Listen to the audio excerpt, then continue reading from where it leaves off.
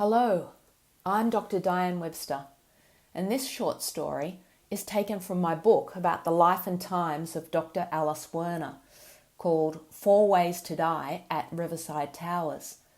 You'll find more information about the book at the end of the story. Dr. Alice is faced with another life or death personal experience in today's story called Breathe. It's set in Williamstown, Victoria, March 2003. 11 p.m. I'm heading over the Westgate Bridge, travelling at 110 kilometres per hour with my baby daughter Catherine strapped into the baby seat in the back, heading to the Children's Hospital in Flemington. Her lips are blue. Will we make it? She's coughing continuously. That's better than no noise at all, I thought. At least I know there must be some air getting in. How did it get to this desperate situation so quickly?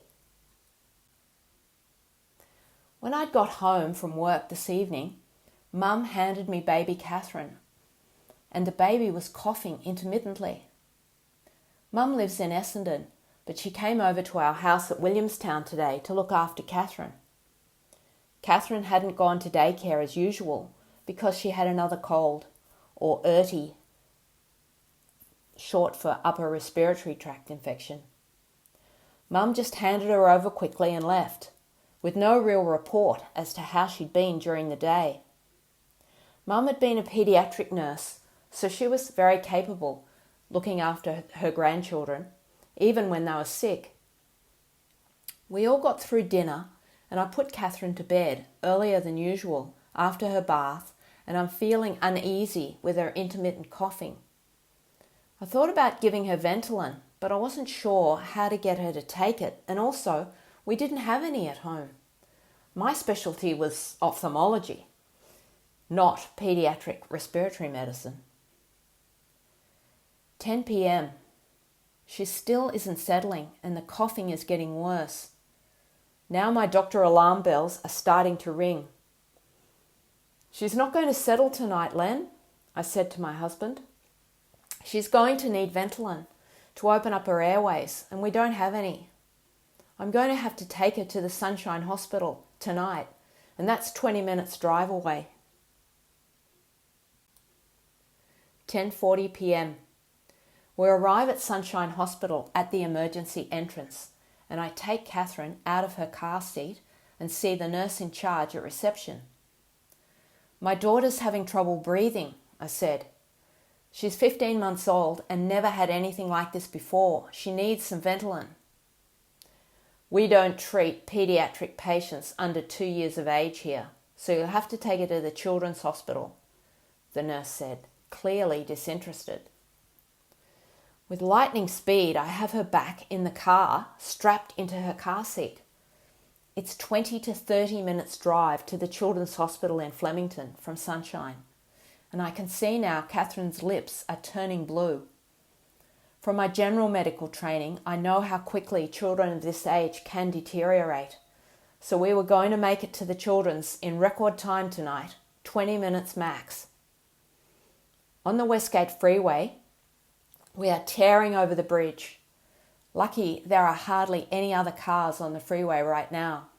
If I get a speeding ticket, who cares? I'm thinking. I just have to get my daughter to the emergency department before she stops breathing. We roar into the ambulance bay at the Children's Hospital, and I screech on the brakes and park in the emergency parking bays. I grab Catherine, who is barely breathing now, just some shallow attempts at coughing, and I take her through the emergency entrance doors. I'm aware of a sea of people waiting, sitting quietly on plastic chairs with their sick children in their arms. I head to the first free receptionist counter and blabber, I'm a doctor and my daughter can't breathe. At that very moment, Catherine has a projectile vomit all over the receptionist counter and the receptionist. I need to see a doctor now, I roared. To the left of the receptionist counter were the swing doors where the doctors come out to call the patients in to be seen. At that precise moment, a young female doctor walked through the doors ready to call the next patient. I pushed myself in front of her and said, "My daughter can't breathe. You need to see her immediately." The young doctor took one look at Catherine's blue lips and the heaving accessory muscles in her neck, desperately trying to take shallow breaths in and out, along with a weak, shallow cough. The young doctor told me in an urgent tone, "Bring her right through. We'll go into cubicle 1. Within seconds, 5 doctors had appeared in the cubicle, and Catherine was taken from me. A full resuscitation effort commenced in seconds. IV line inserted, mask over her lips and mouth. She was being bagged with oxygen. Drugs were being injected into the IV. I knew I was in the right place, and we had made it. Catherine and I were kept in the emergency cubicle for the next 3 hours, and then finally were allowed up to the ward. Catherine was sound asleep by now in the cot, breathing normally, and I sat in a chair next to her, feeling incredibly relieved. The adrenaline was still coursing through my body from the night's flight to the hospital, and it was keeping me awake. Next thing I know, it's 7 a.m, and the ward round is starting with a large group of doctors around Catherine's cot. I was feeling fine now, because I knew the emergency was over and she would be maintained with Ventolin and steroids, and I watched the nurses giving it to her via the paediatric inhaler. I would be able to continue doing this when she was eventually discharged. I now knew what to do to prevent and manage future episodes if they occurred. The great thing about children of this age is that even though they can deteriorate quickly, they also recover just as quickly with the right care. I called my mother, who is my backup support system. My husband Len would be busy this morning taking our other 2 older boys to school. I had an operating list of my own to do, starting at 8:30 at the Ioneer Hospital in East Melbourne. Good old Mum. She arrived within 30 minutes to take over the bedside vigil of Catherine for the day and relieve me so I could go to work. How could I survive without her?